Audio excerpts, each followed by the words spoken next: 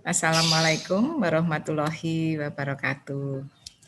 Selamat pagi, salam sejahtera untuk kita semua, salam sehat.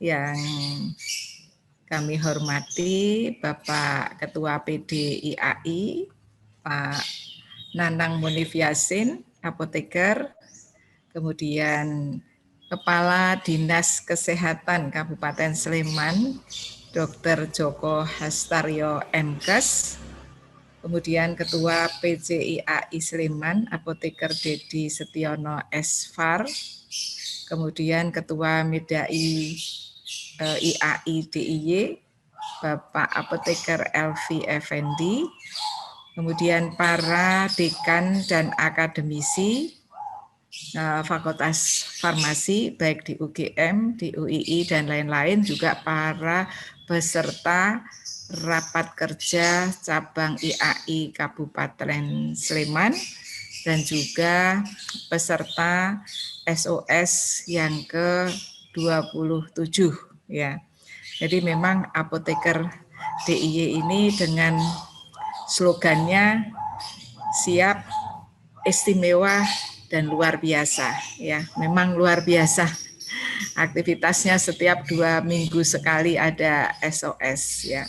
Baik, para sejawat apoteker sekalian, pada kesempatan ini kami dari Balai Besar POM di Yogyakarta mendapatkan diminta untuk sharing ya tentang aspek keamanan obat dalam perubahan penggolongan obat sesuai dengan Peraturan Menteri Kesehatan Nomor 3 Tahun 2021. Tadi disampaikan tentang tema acara ini kan swamedikasi ya, tantangan swamedikasi dalam rangka menjamin kualitas pelayanan kefarmasian di era pandemi COVID. Jadi sekali lagi sejawat apoteker, tentunya kita tidak hanya sebatas perubahan penggolongan obat, namun kita sebagai apoteker harus juga memahami ya, tidak hanya memahami tetapi juga mengetahui tentang kerasionalan penggunaan obat ya, karena semua itu sangat terkait dengan rasionalisasi penggunaan obat ataupun rasionalisasi peresepan ya. Jadi kita juga harus tahu bagaimana farmakologinya, bagaimana farmakokinetiknya, dan ilmu ini tidak ada matinya. Setiap saat selalu ada perubahan, ada peningkatan, ada tambahan ilmu-ilmu yang mungkin kita tidak dapatkan pada saat kita belajar ataupun kuliah. Jadi memang kita sebagai apoteker harus senantiasa selalu mengimprove pengetahuan ilmu-ilmu yang berkembang di dunia ya secara cepat. Baik, slide saya kurang lebih hanya 17 slide, mungkin bisa cepat ya. Berikutnya, slide berikutnya. Ya, jadi ada tiga hal yang mungkin akan saya sampaikan. Jadi dari mulai pembukaan, pendahuluan, dan juga perubahan penggolongan obat, juga nanti hanya ada penutup. Next slide.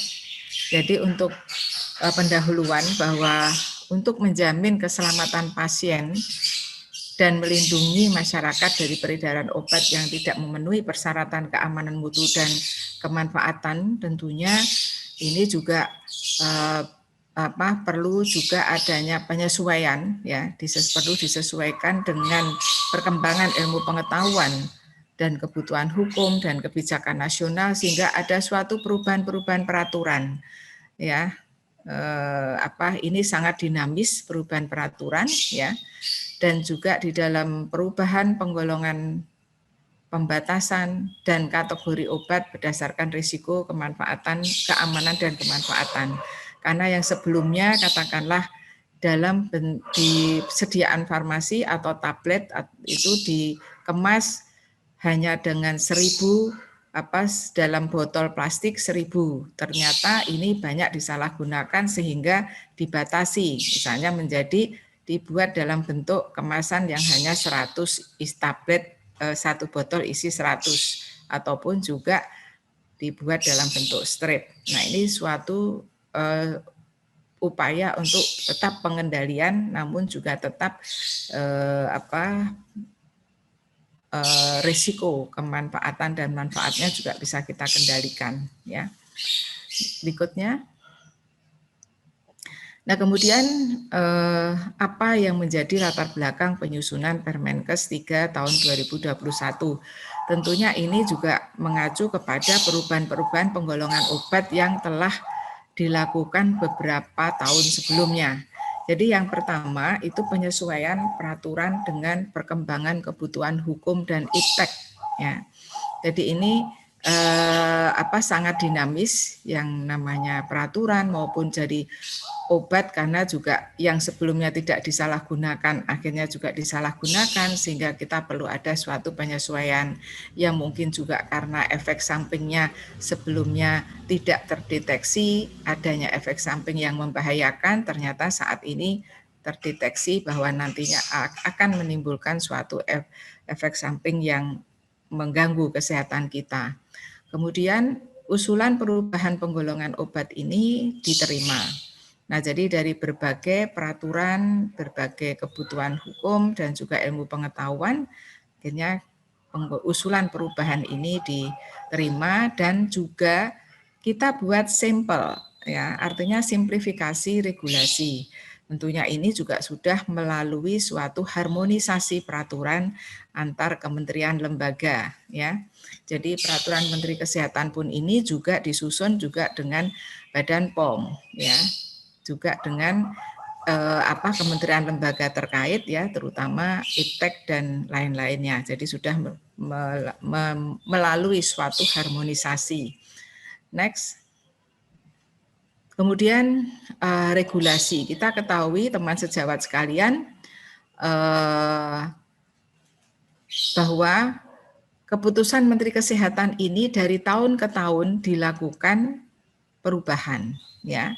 Nah, perubahannya dari mulai tahun 93 itu tentang daftar obat golongan 1. Kemudian tahun 97, 4 tahun berikutnya, perubahan golongan obat nomor 2. Kemudian 2 tahun berikutnya berubah lagi tentang perubahan golongan obat nomor 3. Ya. Next. Jadi adanya perubahan peraturan Menteri Kesehatan, perubahan penggolongan obat yang terbaru nomor 3 tahun 2021 itu bukan sesuatu hal yang baru, ya. Jadi pada saat peraturan ini mulai berlaku, obat yang telah disetujui pendaftarannya sesuai dengan penggolongannya dan pembatasan obat sebelum berlakunya peraturan menteri ini dinyatakan masih tetap berlaku, ya. Jadi bukan berarti tidak berlaku, semua berubah, tidak, tetap berlaku. Hanya beberapa saja yang berubah, ya. Penggolongan dan pembatasan obat sebagaimana dimaksud pada ayat 1 harus disesuaikan dengan ketentuan peraturan menteri, ya. Peraturan menteri ini paling lama 2 tahun sejak peraturan menteri ini diundangkan, ya. Jadi transisinya 2 tahun, ya. Next. Nah, kemudian saya cuplikkan pasal 3 dari keputusan Menteri Kesehatan tersebut. Jadi keputusan Menteri Kesehatan yang sudah saya sampaikan di sebelum sebelumnya, yaitu tahun 93, 97, 99, ini yang mengatur tentang daftar perubahan obat golongan 1, ya. Jadi sepanjang mengatur selain obat oxymetazoline, hexetidine, benzozonium, kemudian kolinteofilinat, ya. Kemudian di golongan obat nomor 2 itu mengatur selain obat crotamiton, dan yang golongan 3 ini dicabut dan dinyatakan tidak berlaku.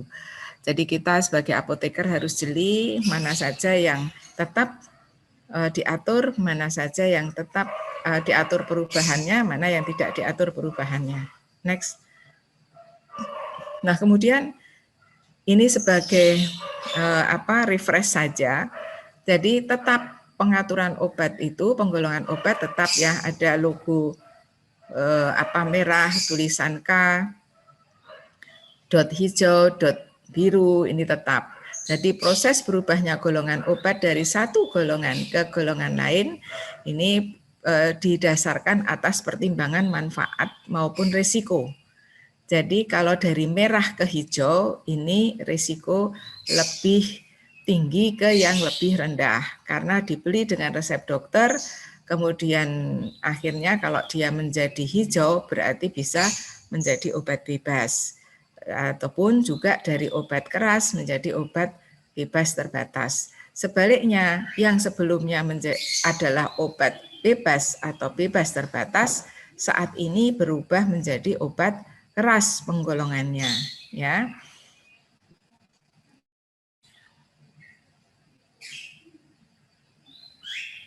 Kemudian perubahan penggolongan obat berdasarkan kajian aspek keamanan obat di Badan POM, ya.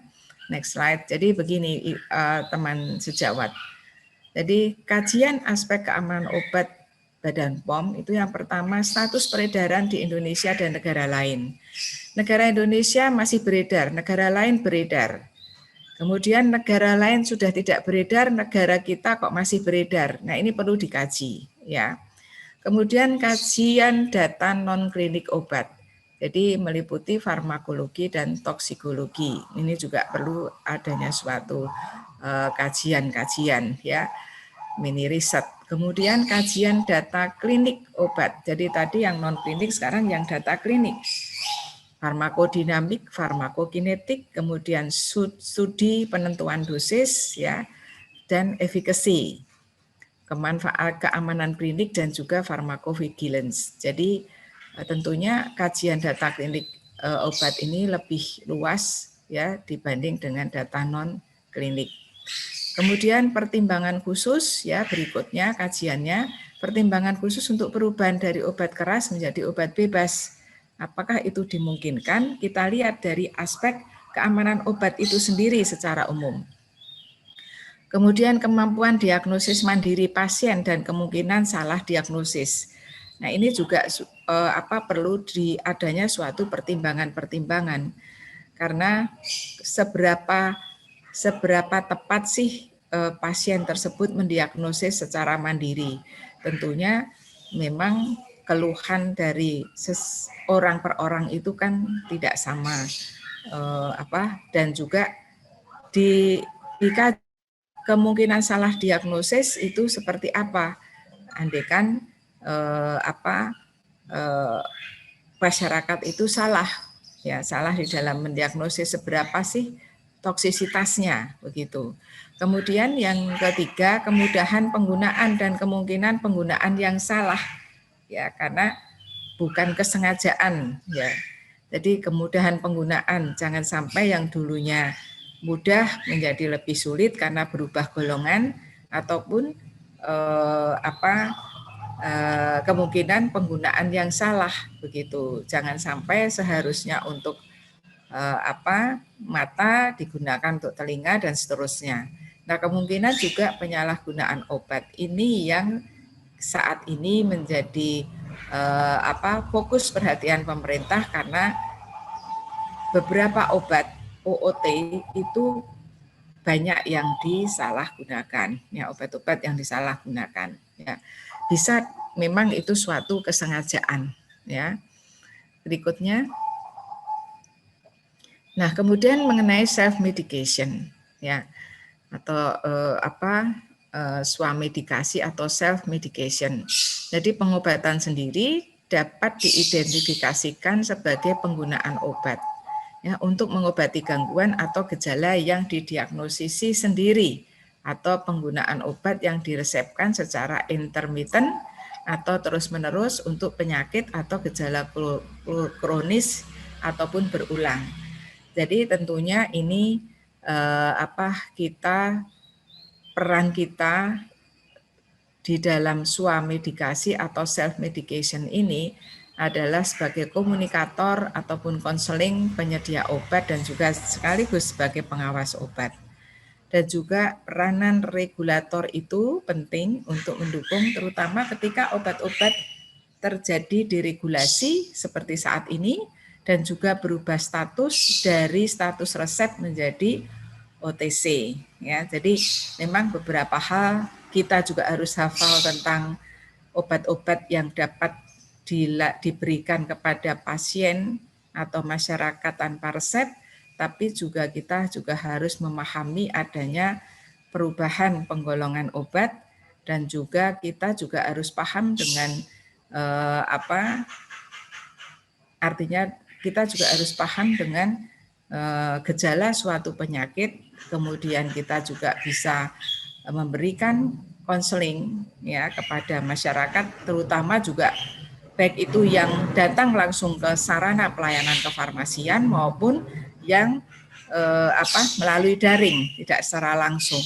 Ya, tentunya kita harus menanyakan penyakit yang biasa dideritanya, usianya, pantangannya, dan seterusnya. Jadi memang ini menjadi seni tersendiri bagi dan profesionalisme apoteker ini menjadi tantangan begitu ya.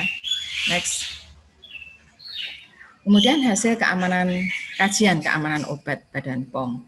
Jadi berdasarkan Permenkes tahun 93 nomor 919 tentang kriteria obat yang dapat diserahkan tanpa resep, tadi sudah saya sampaikan ya, bahwa obat tersebut harus memenuhi kriteria, tidak dikontraindikasikan untuk penggunaan wanita hamil, anak di bawah usia 2 tahun, atau orang tua di atas 65 tahun. Ini memang hal yang sangat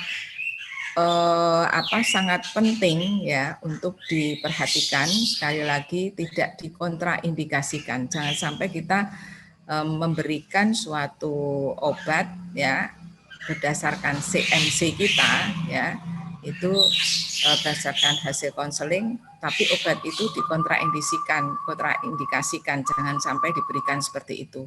Kemudian pengobatan sendiri dengan obat dimaksudkan tidak memberikan risiko pada kelanjutan penyakit. Jadi kita jangan sampai memberikan obat justru penyakitnya semakin malah menimbulkan penyakit lain gitu ya. Kemudian yang ketiga, penggunaan tidak memerlukan cara dan atau alat khusus yang harus dilakukan oleh tenaga kesehatan. Jadi tentunya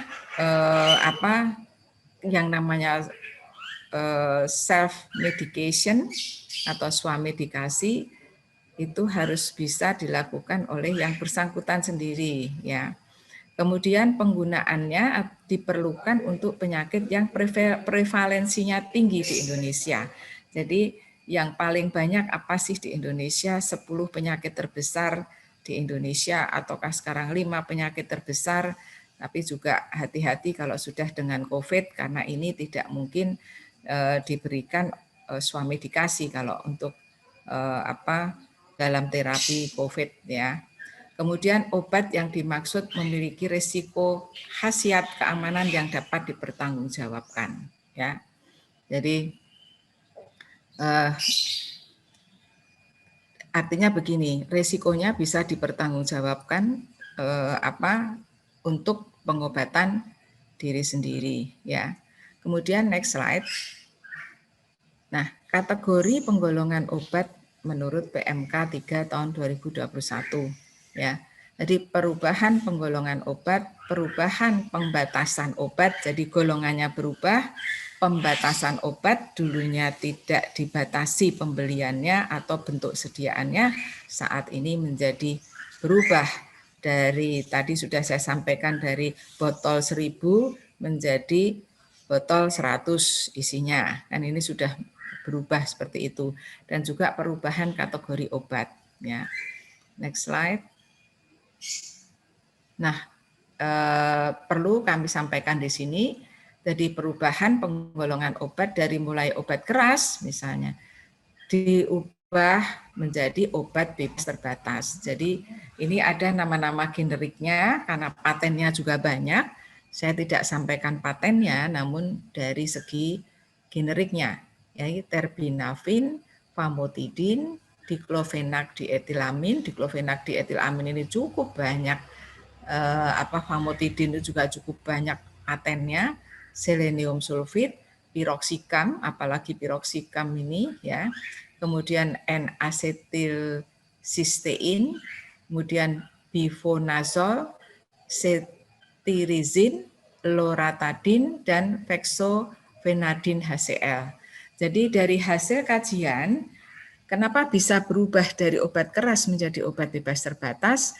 Karena obat dengan pertimbangan dari hasil kajian aspek keamanan obat adalah obat beredar di negara lain sebagai OTC dan obat atau obat-obat tanpa resep dokter. Sehingga jangan sampai di luar itu adalah obat tanpa resep, di negara kita obatnya harus ditebus dengan resep.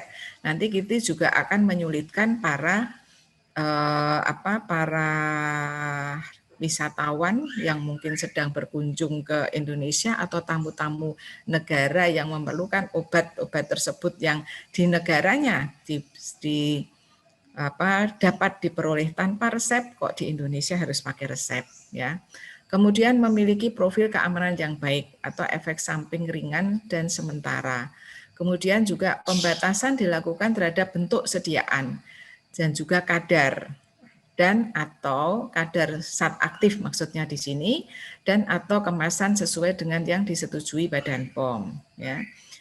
Kemudian obat bebas terbatas berubah menjadi obat bebas, yaitu tolnaftat ya. Tolnaftat ini berubah menjadi obat bebas. Kemudian obat bebas terbatas berubah menjadi obat keras ya.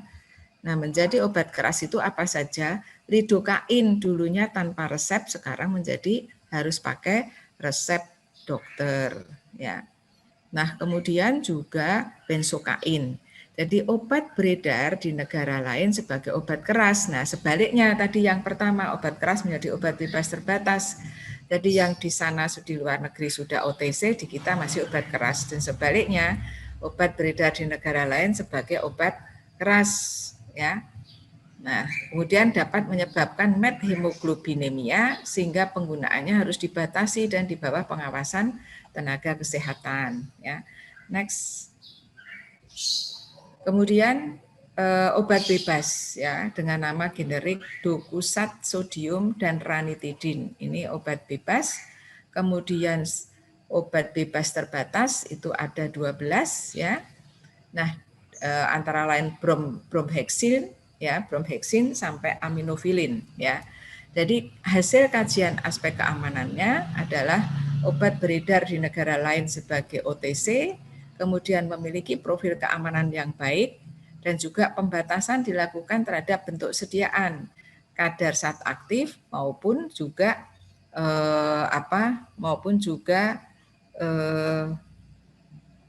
kadar zat aktif maupun juga kemasan sesuai dengan yang disetujui oleh Badan POM. Kemudian hasil berikutnya perubahan kategori obat ya. Ada vitamin E obat bebas terbatas saat ini menjadi suplemen kesehatan. Kemudian cetrimid dulunya ini akan menjadi obat bebas terbatas ya. Kategori baru cetrimid itu adalah alat kesehatan atau perbekalan kesehatan rumah tangga. Nah, karena terdaftar di Kemenkes sebagai Alkes. Ya, kalau vitamin E ini suplemen kesehatan sesuai dengan SK Kepala Badan ya tentang ketentuan pokok pengawasan suplemen. Jadi vitamin E di sini di Indonesia sebagai suplemen kesehatan. Kemudian chlorhexidin menjadi Alkes. Nah, ini berubah dulunya obat menjadi Alkes itu ya. Next slide. Ya, sebagai penutup teman sejawat bahwa perubahan dari status ya resep ya, perubahan status dari resep menjadi dijual obat bebas atau OTC over the counter adalah suatu bentuk deregulasi yang akan mendukung pengobatan sendiri atau self medication, terutama dalam perawatan penyakit ringan atau penyakit kronis ataupun penyakit yang berulang. Kemudian Badan POM melakukan kajian meliputi perkembangan status peredaran di negara lain. Selalu Badan POM selalu mengikuti status peredaran obat di negara lain ya. Kemudian profil keamanan obat dan juga ketentuan peraturan perundang-undangan yang berlaku ya, baik di negara lain maupun di negara kita. Kemudian melalui penilaian kembali penggolongan obat yang beredar diharapkan dapat ini yang ke panitia masih belum diperbaiki ya.